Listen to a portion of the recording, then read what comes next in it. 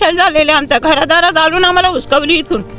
तशीच आम्ही बेघर झालो. पण मी या जमिनीची लिंगाने सोडली. मी तशी येऊन जाऊन लावाच्या बाहेर राहून या लोकांचा मजकूर माझ्या विरुद्ध अर्ज. मजकूर काय तर आमच्या मुलांना शाळा बांधायला जागा पाहिजे, आमच्या गुरांना चरायला जागा पाहिजे, आमच्या काय सांगत होतं ते दुसरा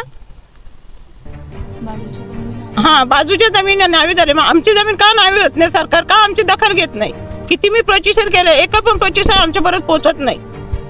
का सरकार आमची जागा जमीन आमच्या नावी करून देत नाही? मोजमापणी जे करायला ते मंडल तुमच्याकडे आला, काय काय सांगितलं तुम्ही? कशाला मोजमापणी? ते मला बोलले का आम्हाला वरून ऑर्डर आहे तुमची जमीन मोजमापणी करायची आणि तुमची जमीन मोजमापणी करून तुम्हाला इथून काढायची, ही जमीन आम्हाला घ्यायची, सरकार जमा करायची. त्याच्याबद्दल मी त्यांच्याशी विरोधात भांडले. मी त्यांना जमीन मोजून नाही दिली. किती जागा आहे तुमची? आमची जागा 5.5 एकर आहे. 5.5? हा, माझ्या ताब्याला. बाकी जमीन लोकांनी अशीच हडप केली. ती पण जमीन आमच्या ह्या जमिनीचा पॉट आहे, माझ्या जमिनीचा. कष्ट म्हणजे तिसरी पिढी आमची. कसं लक्षात राहील माझे सासू कसं होतं, आता आम्ही कसतो ना. आता माझी पोराबाला करतात, आमचा वय झाला पण जमीन आमच्या नावीच होत नाही. चिक्कार फिरले मी, कोकण बोलला गेले, मंत्रालयात गेले, सगळं नकाशे सगळं केलं, वकील दिला, स्टे लावला, पण जमीन नावीच होत नाही माझ्या. फक्त विरुद्ध अर्ज येतात माझ्या नावाने, नेहमीच विरुद्ध अर्ज येतात. मी काय करू? सरकारने माझी दखल घ्यावा. 7-12 किती वर्षापासून तुमचं नाव आहे? काय नक्की अधिकाऱ्यांचं काय चाललंय? त्यांचं असं आहे, आता चारी बाजू गोडाऊन आलं. ही जमीन त्यांच्या डोळ्यात चालते म्हणून ही जमीन त्यांना हडप करायची आणि ती जमीन मी हडप कधीच करून देणार नाही. जर काय लोक माझ्या जमिनीचा 7-12 केला नाही तर मी इथं माझ्या जागेवर म्हणजे सगळ्याला 20 पाजून आत्महत्या करीन मी. याची दखल सरकारने घ्यावा माझी. म्हणजे अधिकारी लोक मिळून अधिकारी लोकच आम्हाला धमकावतात. आम्हाला कुठलीच कागदपत्र वेळेवर देत नाही. पंचायत मधलं सुद्धा आम्हाला कागद नाही मिळला.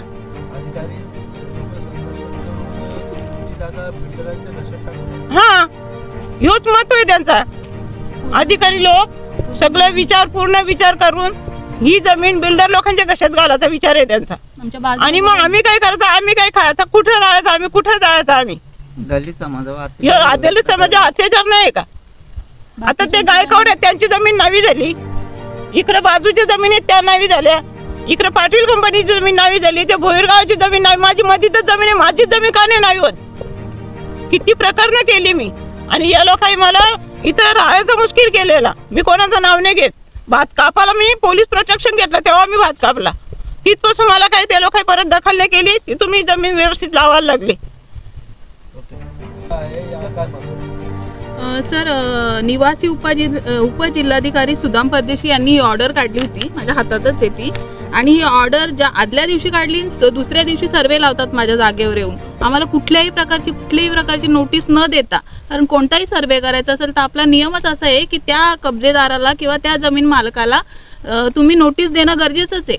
नोटीस दिल्याशिवाय तुम्ही तिथे सर्वे करू शकत नाही. तरी तुम्ही दमछाक करून इथं आमच्यावर सर्वे करायला आले. त्या दिवशी आई बाबा इथे काम करत होते आणि त्या काम करता करता मग त्यांनी मला कॉल केला. आम्हाला कुठल्या प्रकारचं काही न माहीत असताना यांनी सर्वे केला. जबरदस्ती सर्वे करत होती. माझ्या आईने त्यांना करून दिला नाही सर्वे. आणि ही जमिनीचा पोट भाग बाजूच्या जमिनी आहेत, त्या सगळ्या जमिनी नावी होतात. मग माझी एकटीचीच दलित समाजाची जमीन तुम्ही नावी करत नाही का, असं तुमचा विचार आहे का? आणि बाजूला माझ्या गोडाऊन झालेत. मग यांचा विचार सगळ्यांनी एकत्र येऊन यांना गोडाऊन बांधायचं आहे का? माझ्या बाजूला डोळे गाव आहे, तिथं गुरचरणीवर गोडाऊन झालेत. इथं बाजूला समोर आपल्याला दिसतो तिथं आवाज पण येतो, तिथल्या पण गोडाऊन झालेत. मग ह्या सगळ्या जमिनी लिगली आहेत का? मग या जमिनींवर तुम्ही सगळ्यात मग त्या तलाठी, तहसीलदार, प्रांत अधिकारी त्यांना ते दिसत नाही का? मग माझ्यावर अत्याचार करायला घेतलाय का हा? याच्यासाठी मी आज इथे मीडियाला बोलून हे प्रकरण मांडण्याचा विचार केलाय. आता माझ्या हातात दुसरा काय पर्याय राहिलेला नाही.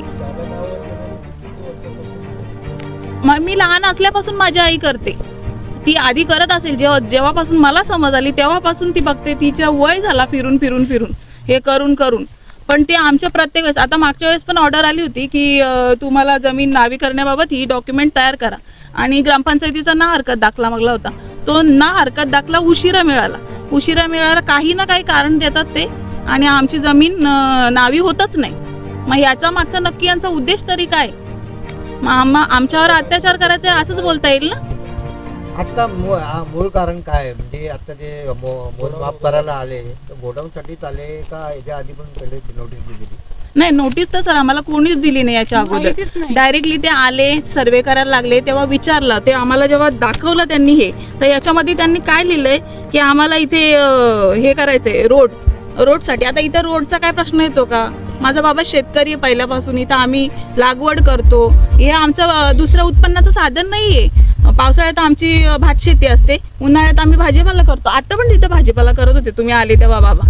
आम्हाला त्यांनी सांगितलंय की इथून रोडसाठी आम्हाला जागे पाहिजे, त्यासाठी आम्ही आताच ती जागा कब्जात घेतो आणि त्याच्यानंतर मग यांचा हाच एकंदरीत विचार आहे ना का हे सगळे एकत्र करून. आणि आपण विचारणा केली त्यांना का ते बोलतात आमच्या हातात काय नाही, वरून ऑर्डर आलेली आहे, तुम्ही वरून जाऊन हे करा. आम्ही प्रत्येक ऑफिसला गेलो, तिथे याला गेलो, इथे तलाठी कार्यालयात गेलो, भूमी अभिलेखवाल्यांकडे गेलो, सगळीकडे जाऊन विचारलं, तहसीलमध्ये गेलो, तर ते काय बोलतात तुम्ही टपालामध्ये टाका. प्रत्यक्षात आमच्याशी बोलायला पण ते तयार नाहीयेत का तुम्ही एवढं फास्ट करता प्रोसेस.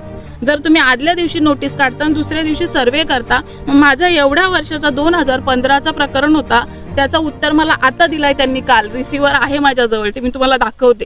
काल मला दिलंय त्याचं उत्तर की तुमची जमिनीचा विचार केला जाणार नाही. मग ती प्रोसेस तुम्ही एवढी लेट करता आणि मग ही प्रोसेस तुम्ही एका दिवसात करता, मग याचा अर्थ काय? आता एकंदरीत तुम्हाला काय वाटतं हे काय करतं? हे बिल्डरांच्या घशात घालण्याचं त्यांचं हे स्वप्न आहे ते, आणि ते त्यांचं स्वप्नच राहणार आहे. कारण हे मी आता माघार घेणार नाही. माझ्या आई बाबांनी आम्हाला कष्ट करून इकडून तिकडून कसं तरी शिकवलं. आम्हाला इथं राहणं पण मुश्किल होतं. आम्ही आता शिकलोय, सवरलोय आता. मग याचा अर्थ हे दलितांवर अन्याय आणि अत्याचारच आहे ना. मग याची आम्ही दखल घेऊच, आणि आम्ही इथं कोणाला बिल्डरला किंवा ही जागा घशात घालून देणारच नाहीये. ही सृष्टी आजी 70-71 पासून ही जमीन कसते. त्याच्यानंतर त्यांनी 7/12ला नाव लावण्यासाठी बरीच धावपळ केली. 1990ला त्यांचा 7/12वर इतर हक्कात नाव आला पीक पाण्यात.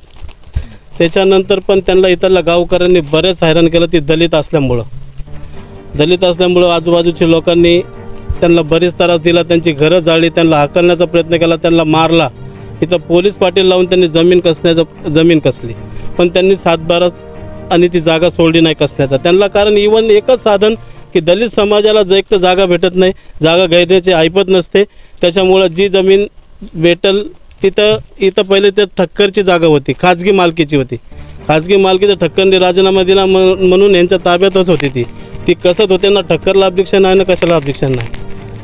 आजूबाजूच्या इव्हन जेवढे गायकवाड असतील या कोणी असतील, आगरी समाजाचे लोक असतील या कोणत्या बी समाजाचे लोक असतील, त्यांचा 7/12 घडतो. मग आमच्या दलित समाजाचा 7/12 का नाही घडत? आम्ही दलित समाज असा रोडवर हमेशाच राहणार का? आमच्यावर असा अन्याय अत्याचार होतच राहणार का? म्हणजे आमच्या पाठीशी कुणी नाही तर मला शासन आम्हाला न्याय भेटणारच नाही का? आम्ही आता इव्हन आता कलेक्टर आता सुदाम परदेशी साहेबांनी 1 तारखेला लेटर काढला. भिवंडी तालुक्यातील सर्व जमीन मोजणी करायची आणि शासनाला वर्ग करायची. 1 तारखेला सुदाम परदेशी लेटर काढतात, 2 तारखेला TLR ऑफिसवाले आणि मंडळ अधिकारी इथं पोहोचून मोजणीला तयार असतात. इतकी फास्ट सर्व्हिस आहे. कारण सिर्फ एक व्यापारी लोकांच्या घशात हे जमीन घालण्यासाठी आजूबाजूला गोडवान झालेत, म्हणजे ही जमीन त्यांच्या नावावर करायची, सरकारी वर्ग दाखवायची आणि त्या बिल्डरला द्यायची. म्हणजे दलितांनी अजून पण आमच्यावर अत्याचार बंद झालेला नाही. अगर असाच अत्याचार राहिला तर आम्ही बाळासाहेब आंबेडकरांचा टाईम घेणार आहेत, बाळासाहेब आंबेडकरांना भेटा जाणार आहेत. बाळासाहेबांनी जे आदेश देतील ते ठीक, नाही झालं तर आम्ही टोटल दलित समाज जागृत करून या सृष्ट्याबाईला न्याय देण्यासाठी या जमिनीवर काय तर कलेक्टरला घेरल्याशिवाय पण घाबरणार नाहीत आम्ही. शासनाचा नियम अतिक्रमण 1971 कलम 29 आणि 45 नुसार कोणत्याही ST जमीन तुम्ही खाली करू शकत नाही. इवन आता हिवाळ्या अधिवेशनात पण डिक्लेअर केलं मुख्यमंत्र्यांनी की कोणत्याच जमिनीवरला आम्ही अतिक्रमण काढणार नाहीत. मग आम्ही दलित आहेत म्हणून तुम्ही आम्हाला आठवताय का?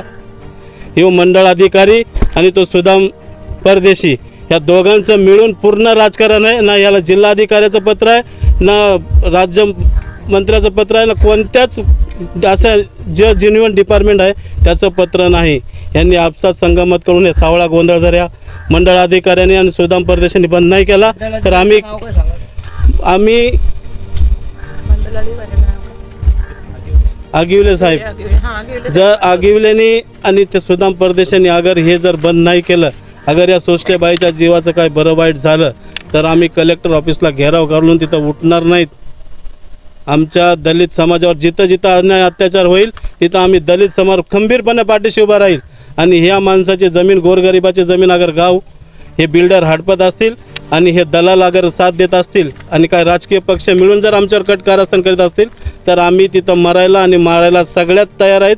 या कलेक्टरनी पण नोंद घ्यावी आणि त्या सुदाम परदेशांनी आणि त्या मंडळ अधिकाऱ्यांनी पण नोंद घ्यावी. आम्ही या 2 दिवसात जर आमचा निकाल नाही लागला तर आम्ही सगळ्यात पहिलं मंडळ अधिकाऱ्यावर जाऊन घेराव करतात, आम्हाला न्याय मागतात की बाबा जी जमीन राजीनामा दिले ती जमीन ही वर्ग होत नाही. असा कोणता एकही कायदा मला दाखवायचा की ह्या कायद्यानुसार बाबा हे ज्या माणसाचा कब्जा आहे, ज्याचं नाव एक येईल आहे, त्याच्या नावावर चढत नाही असं त्यांनी दाखवून द्यावा. नाही जर आणि मग आम्हाला सांगायचं अगर हे लोक मंडळ अधिकारी आणि सुदाम परदेशी अगर गप बसले नाहीत तर आम्ही लास्ट पर्याय कलेक्टर ऑफिसला घेराव करून सगळा दलित समाज एक करून बाळासाहेबाच्या परमिशनने आम्ही तिथं आंदोलन करणार.